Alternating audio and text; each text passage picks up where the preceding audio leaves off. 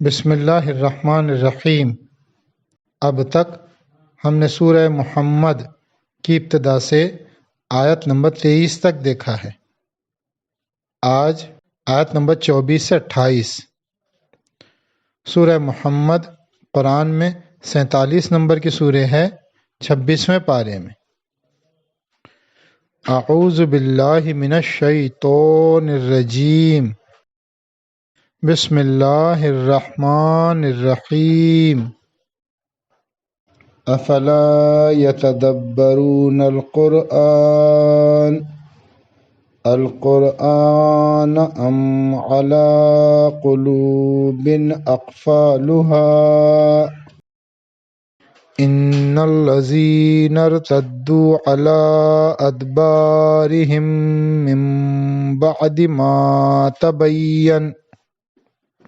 ما تبین لهم الہدی الشیطان سول لهم واملی لهم ذلک بانہم قالوا للذین کرہوا ما نزل اللہ سنطیعکم فی بعض الامر واللہ یعلم اسرارہم فکیف اذا توفتہم الملائکۃ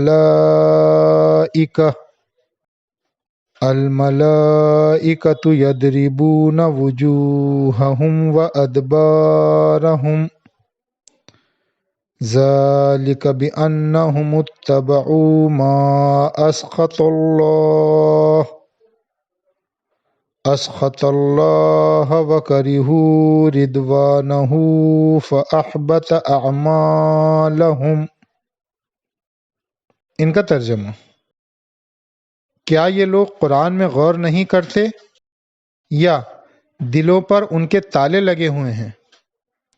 جو لوگ پیٹھ پھیر کر ہٹ گئے بعد اس کے کہ ہدایت ان پر واضح ہو گئی، شیطان نے ان کو فریب دیا اور اللہ نے ان کو ڈھیل دے دی۔ یہ اس سبب سے ہوا کہ انہوں نے ان لوگوں سے جو کہ خدا کی اتاری ہوئی چیز کو ناپسند کرتے ہیں کہا کہ بعض باتوں میں ہم تمہارا کہاں مان لیں گے، اور اللہ ان کی رازداری کو جانتا ہے۔ پس اس وقت کیا ہوگا جب کہ فرشتے ان کی روحیں قبض کرتے ہوں گے، ان کے منہ اور ان کی پیٹھوں پر مارتے ہوئے۔ یہ اس سبب سے کہ انہوں نے اس چیز کی پیروی کی جو اللہ کو غصہ دلانے والی تھی، اور انہوں نے اس کی رضا کو ناپسند کیا، پس اللہ نے ان کے اعمال اکارت کر دیے۔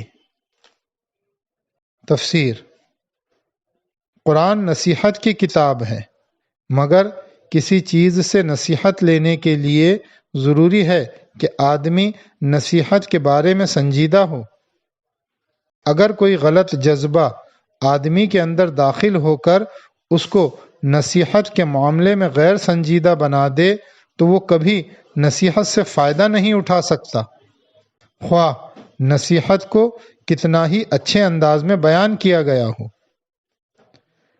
دین کا کوئی ایسا حکم سامنے آئے جس میں آدمی کو اپنی خواہشات اور مفادات کی قربانی دینی ہو تو شیطان فوراً آدمی کو کوئی جھوٹا عذر سمجھا دیتا ہے، یعنی کوئی جھوٹا بہانہ سمجھا دیتا ہے، اور موجودہ دنیا میں امتحان کی مہلت کی وجہ سے آدمی کو یہ موقع مل جاتا ہے کہ وہ اس جھوٹے عذر کو عملاً بھی اختیار کر لے، یعنی کوئی ایکسکیوز پیش کر دے اس دنیا میں، مگر یہ سب کچھ صرف چند دنوں تک کے لیے ہے۔